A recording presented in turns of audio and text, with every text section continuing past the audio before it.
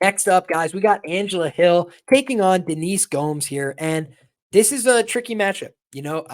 Denise Gomes building a lot of momentum in the UFC. I have not given her enough credit. I've given her short shrift. I thought she was going to lose that fight to Yasmin Waregi. Waregi is a girl that I had pegged as, very talented, very skilled, had a lot of things that I thought were worth building on. But her chin is becoming a bit of a liability, knocked down more than one time in the UFC already, putting her chin on the line a lot. And Denise Gomes made her pay, just right off the rip, got to her, one of the fastest knockouts you'll see in WMMA. She also walked down Bruna Brazil, violently beat her up, got to finish there. Really, really good stuff from her in that spot, But Bruna Brazil, very green. Yasmin Waregi, 10-0, undefeated fighter. This is a completely different ballgame, right? Angela Hill, 28 professional fights, most of them at the UFC level. Her UFC run, 10-13, so negative run overall inside the octagon. But when you consider the fact that she's had multiple runs with the promotion, she's had many split decision losses that could have went either way, and her recent wins are over Emily Ducote and Lupita Godinez, two young, relevant girls in the division that have been showing improvement and growth over time. I think that for Emily Ducote, she kind of exposed Emily Ducote, and I should have taken more account of that fact. Because Emily Ducote looked fine in her last fight against Ashley Yoder, but she got exposed 2 fights in a row by Angela Hill and by Lupita Godinez. And Lupita Godinez, lost a close, hard fought, but ultimately clear decision to Angela Hill. And I think that might have been on short notice, but in any case, she lost the fight. So you look in the past, Amanda Lemos split decision. That could have went either way. And that's the one that gives me the most pause here about fading Denise Gomes is if you guys rewatch that fight, I mean, the fact that Angela Hill didn't get knocked out is insane.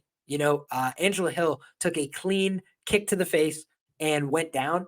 She got dropped badly. She was wobbled, but she was able to recover. And it was really impressive, right? We've seen Amanda Lemos go on to fight for the UFC strawweight title. So Amanda Lemos cracks. She has power. She knocked out Marina Rodriguez, but she had the split decision, Angela Hill. And Angela Hill probably outworked her in that second and third round. So, nice performance from Angela Hill there, and a good performance, when she started off down, when she started off in a real big hole, was able to come back, make it close. Here's the big problem for me, though, with the Angela Hill side. And I know a lot of really sharp guys that like Angela Hill this week. So take that for whatever it's worth.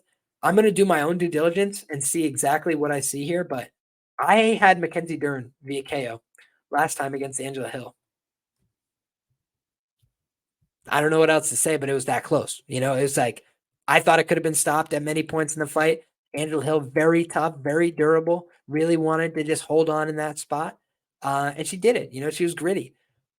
But I'm telling you, I think that there is a chance that we see Angela Hill get her chin cracked. So I feel like this is a Angela Hill decision, split decision, or a Denise Gomes KO, because I do think that Denise Gomes hits with a lot of power, and I think that she is going to try and walk down Angela Hill, probably take a lot of clean shots in the process.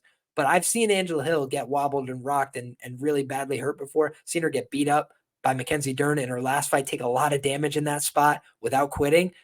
So, oh shit. We got Pepe Sylvia, one of the sharpest in the game. Hot take of the week. Angela Hill getting her first professional submission win. Oh, snap. So there you have it. I think that is a bold play, but I think that it is a possible play. Denise Gomes did get audited by Loma Luke Boonmi. We cannot forget. I did bet Rayanne Amanda when she was facing her on the Contender Series. So I have not been very high on Denise Gomes to this point. I do think she carries real power, more power than average for the WMMA standard, excuse me. But I think that this is also a possible spot where skills and experience could pay dividends for Angela Hill in this spot. So fascinating matchmaking. I think it's a dog or pass on the money line, but like I said, Gomes KO, I think is very possible as well.